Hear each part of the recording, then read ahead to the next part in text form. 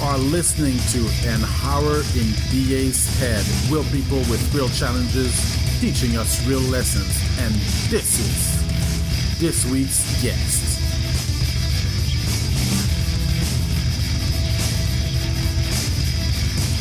Hello, Linda. How are you today? I'm doing great.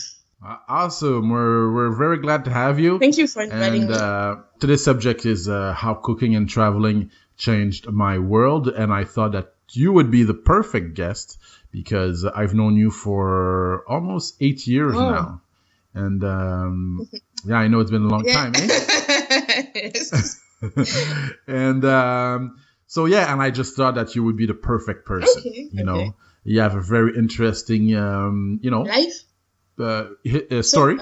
And I think you can bring something to this show and to the listeners. Okay, I hope so. I will do my best. So let's start off a little bit with your background. So tell us where you were born. I mean, where did you grow up in? Okay. Where did you grow up? So I was born in France, in Paris. I spent 6 years there, and at the age of 6, we moved to the French West Indies. So I grew up in Guadeloupe. It's an island in the Caribbean. And how is it to grow up there in Guadeloupe? Living in Guadeloupe is really great because you have access to the beach, to the rivers, to the nature, because it's on an island and everything is close. So it's really great. And also I had my family there. I had friends. So I have a great memory of my childhood there. What's the major spiritual beliefs over there? What are the major spiritual beliefs? I would say my mom is really spiritual, and she likes the positive thinking and things about visualization, manifestation. So I grew up with the fact that if you think in positive terms, you will get positive results. And also, if you want to manifest something, you need to picture the end result in your mind. So those are I would say the things my mom taught us when we were young, my sister and I. Okay. And what did the fact that your mother was very much into that positive thinking, visualization type of mindset, did you feel that growing up it helped you a lot? Do you remember? Yes, I would say that it helped me when I had challenges or things to deal with. For example, if I had an exam, or actually it helped me at school. If I have an exam or things like that, I knew I had to think in positive terms to succeed, actually. So I was trying to be as positive as I can. I knew that I should not be too negative, and I don't know. I would say it helped me during my school. I would say. And so how did the will and the love to cook and travel come to you? I think it came around the same time. Both came around the same time, around the age of 9 or 10, I would say. Because 9 years old, wow. For example, for cooking, it came because I was helping my mom preparing, for example, any type of meal, or when she was doing, for example, a pie or a cake, I was always helping her. So then I think around that age, my passion started to come, I would say. Yeah, to manifest it. To manifest, yeah, thank you. Yeah. And and the passion for traveling came around this age as well. Because when I was young, my sister and I were traveling actually. Each year we were traveling somewhere, and we were going on vacation with other children of our age. And so I think at that time I started to love traveling. And also with my parents' job, they were moving a lot. So where did you travel? So I traveled in England. I've been to USA, Canada, Belgium, and the French West Indies. Okay, so French West Indies. Go ahead. French West Indies and other islands in the Caribbean. Oh yeah, also in South America. South America, okay. Yep. Which country? Guyana. Oh, French Guyana.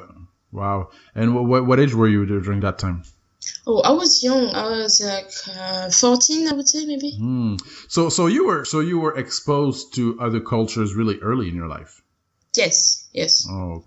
And also the place where I come from, the Guadeloupe and Martinique, are both islands where you have like mixed cultures. You have lots of people coming from who have different backgrounds. You know, so I am used to see different type of people, and it's really something like natural for me, I would say.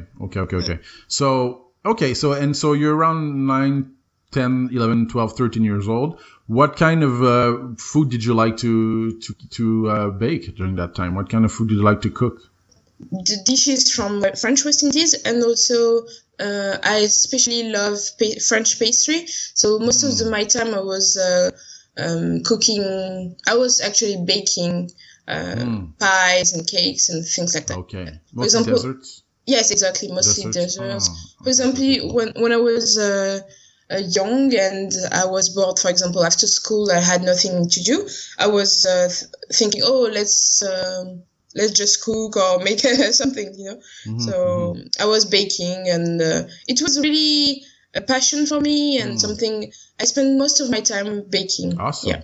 So you're listening to, this is Frédéric Billet. You are listening to An Hour in Billet's Head, real people with real challenges teaching us real lessons. And all our broadcasts are archived on iTunes and frédéricbillet.com. And the reason we archive them is because it's with repetition that we really learn. And today's subject is how cooking and traveling changed my world. We are here with Linda Laclay. She's an economist, a cook, a traveler living in London. So tell me, Linda, what kind of teenager were you? Were you more of a rebellious kind of teenager? Were you a calm teenager? Give us a walkthrough here. I was actually at home. I was rebellious. But when I was at school, I was quite calm and shy. How were you rebellious at home? I mean, I was at home. I was more in my environment, so I was free to express myself and do the things that I want to do, and not feeling judged. What were you rebelling against? From my parents' rules. And how did you channel that anger or that kind of rebellion? Because we're all rebellious as teenagers. Some people channel their anger through writing, other people through dating, other people through just going out every day. How did you channel your anger? Did you cook a lot? Did cooking allow you to do that, or? Yeah, I think doing the things I enjoyed was a way for me to affirm yourself. To feel, yes, exactly. So I was throughout my passion. I would say I was trying to, throughout my passions. Sorry, okay, through your passions, like you mean cooking and. Did you travel a lot during your teenage years? Actually, I was traveling in different country each year. So I was going to England or a different city. So I went to Florida. I went to England. Several towns of England. I've been to different cities and awesome. And also I was doing a lot of sports, so I think that was also a way to calm me, because I was a bit nervous and rebellious during my childhood. What kind of sport did you do? So swimming. I was actually in a swimming club. So actually I was taking lessons. And then since I was good at it, they put me in a group where we were doing, for example, once a year competitions with other teenagers of our age. Okay, cool. And also, since my dad is from another island in the Caribbean, which is called Martinique, I was actually, every time I went there, I was always spending all my time in the beach, swimming, swimming, watching the marine life. And it was really something relaxing for me and something that makes me happy and that made me happy and still makes me happy. So, so I swim like every time I go to French West Indies, I swim, and it's something I love. I'm really passionate about that. Wow. Okay, cool. Okay, so now you're in your late teens. It's time to make a career decision. And you become an economist. Yes. What made you become an economist? Because you seem to tell me, okay, you love swimming, you love cooking, and you love traveling. Where did the idea to become an economist come from? Actually, when I was around maybe 16, I've always wanted to work at the bank. Okay. Why the bank? And I don't know, it's something I've always wanted to do. I don't know, I was really intrigued by the whole thing. Yes, exactly. So around 20, I think I was 23. I decided, because I was in France at that time, and I didn't really know what to do with my life. So, and since I've always wanted to work at the bank, and I've always dreamed of going to Canada, so I say let's not combine all of that and go and study in Canada. So that's why I applied there. And then I received an offer, and then I made it happen. So in September 2007, I went to Canada. And which university did you go to? I went to UQAM, so the University of Quebec at Montreal. And aren't you not also? Did you get a degree in law? No, not in law. I got a degree after my bachelor. I worked maybe one or 2 years in Canada, and then I studied international development in London. Okay. So no, I didn't study law. I study international development. Okay, international development. Okay, what made you decide to go to international development? So I decided to study international development because I want to make an impact on other countries especially in their development, to try to help them to develop and have an impact on their, for example, education and lots of areas of which are important for them to them. Okay. So now you have your degree. You're an economist. You didn't really work in the field. Is that right? Yeah, exactly. But I would not actually. After I finished my studies in September 2014, and then I went to Guadeloupe during 1 month, and I thought that it is time for me to do something I'm really passionate about. Because actually, to be honest, I did my bachelor in economics at Montreal, but I wasn't that passionate about that. Okay. During my second or third year, I realized that it wasn't really a field for me. And then when I finished, I said to me, Linda, it is time for you to do something you really love and you're passionate about. So then I thought about cooking and pastry. That's why I applied to this particular pastry school, actually. And then. But isn't it? Did you find that it's today's main question? What's my life's purpose? It seems that the old mentality was like, okay, you go to school, you have good grades, and you go to college, and you have a stable job, you have a stable relationship, you have a stable, you have a home, you have children, and that's it. It just seems, especially in countries where you come from, right, the Caribbeans, it's very, at this age you should be here, at this age you should be here. It's not related to. It's not, they don't look at you as an individual with passions, or, they don't say, okay, what do you want to do? They say, this is what you should do. Don't you agree with me? Yes, exactly. I think it's because they think about security first instead of, they think that you should find a job which is secure and have like a certain amount of money, and then just do what everything do, and do what everyone does, which is then find a husband, get married, and have babies and stuff.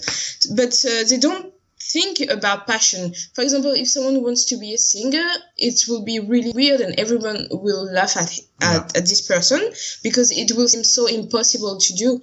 But if someone wants to work in a safe job and earn a good income, then this is something which is realistic. So they think first about security and security, but not passion.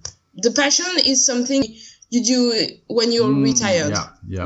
But that's I'll always remember a colleague of mine when I used to work as a financial advisor. And I think I was in the end, like I was about to leave, and anyway, I asked him, if you had all the money in the world, what would you do?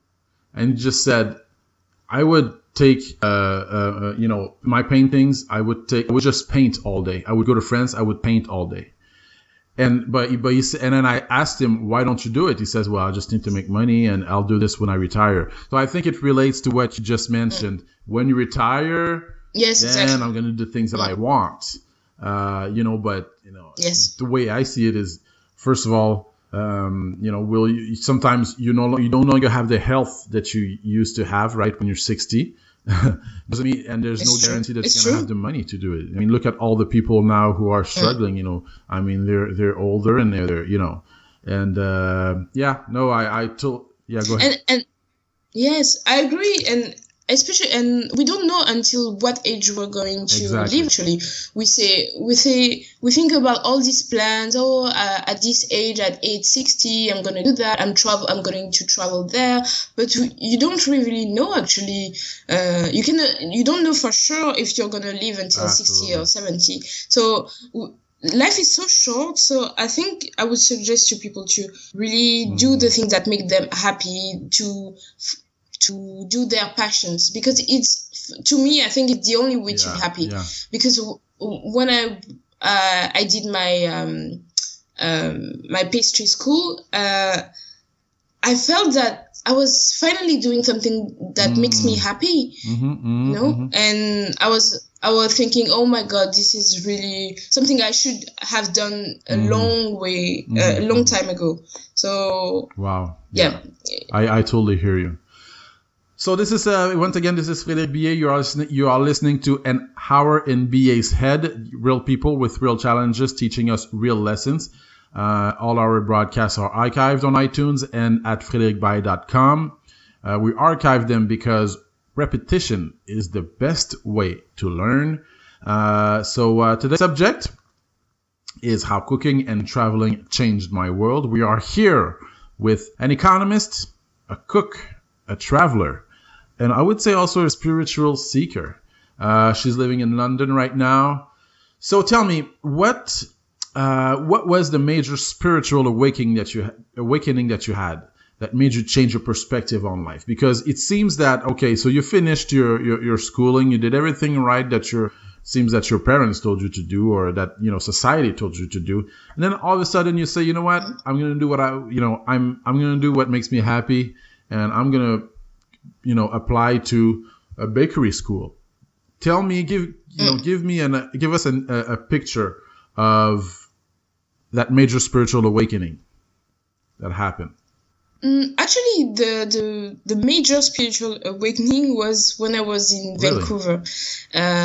Yeah, I was in Vancouver. I was working in a supermarket as a job, a summer job, and I was working in a section where you had to work with foods. We were preparing stuff, meals actually, and well, when I was there, one day just a little voice in my head told me, oh, what if I was doing cooking and being paid for that? Like, what if my passion was my work? So I was like, oh my God, that would be amazing. Wow. And that was, I think, the moment I started thinking about it. Because before I was just doing cooking and bakery and cooking and bakery just as a hobby.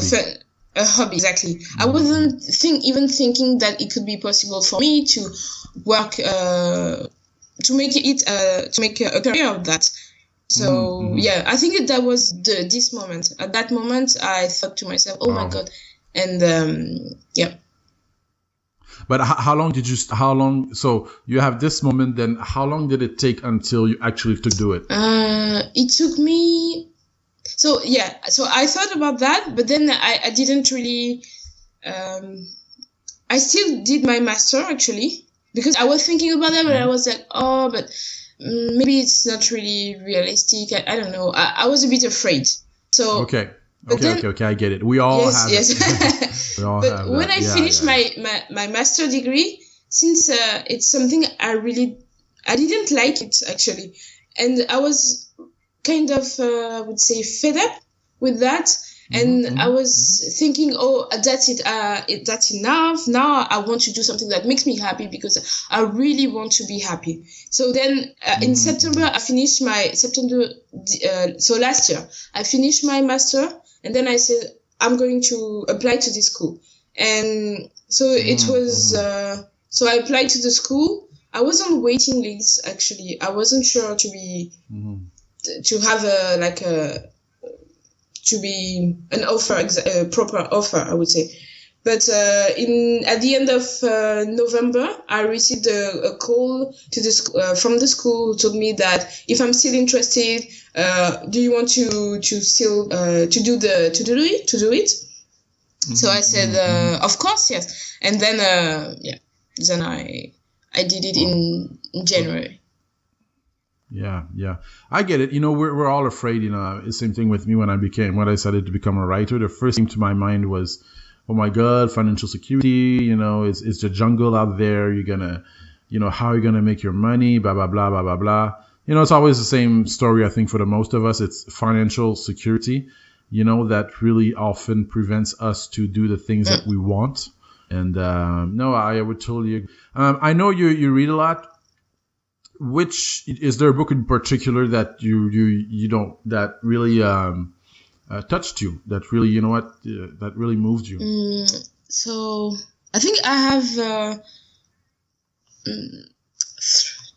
3 books which I love. Really? And I would say, which ones are there? I have there is The Alchemist by Paulo Coelho, which is my favorite. Yeah. One of my favorite okay. Also. Yeah. What did you like most about that book? What did it? I love the message of the book about following your dreams and about your, I don't know, everything about the book was really. I love this book. Yeah. I totally agree. And especially I read the book when I was during a time I didn't know exactly what to do with my life, so it really talks to me, if I can say that like that. I love also The Magic by Rhonda Byrne. The Magic, yeah, I read that too. Yeah, me too. Because I thought I was grateful, but when I read the book, I realized that there are so many things that I was taking for granted. So it teaches me about gratitude, about being grateful, and it really changed. I think it's a really life-changing book, and that everyone should read it, and even children, because it's kind of fun to do. Every day you have something. Every day you have like a special practice, something to do, and it's really cool, and I really enjoy doing it. And yeah. And what's the third one? There is The Monk Who Sold His Ferrari by Robin Sharma. Yeah. And what about it that really moved? It's also about, it's a bit like The Alchemist. It's about someone who was I think it's about a lawyer who didn't like his job anymore, and then quit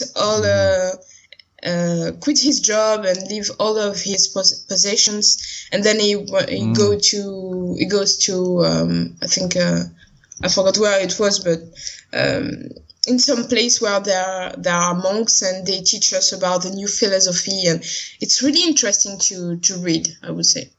Really interesting. Awesome. Yeah.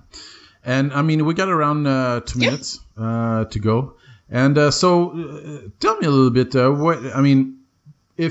If you would speak to your younger self, and or for our listeners out there who do have dreams and who do, they want to start this business but they're afraid, they want to move, they want to travel but they're afraid, whatever they want to do, and they're afraid, what would you tell them, or what would you tell yourself, the younger self?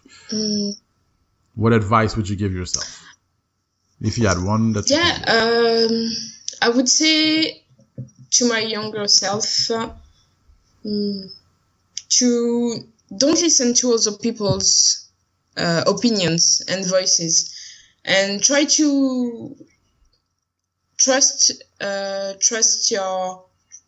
yourself more, and think that if you have this dream, it means that you have everything. I mean, you have the qualities, and just trust yourself and do what makes you happy, because life is short. And so try to have fun, and also listen only to your inner voice, not other people, not what other people will say, because sometimes people tell you cannot do something just because they don't want you to do it, or just because they haven't realized their dream and they don't want people to realize theirs. I would just say, just do what makes you happy, even if it's something you think that is stupid, or which is not which is irrealistic.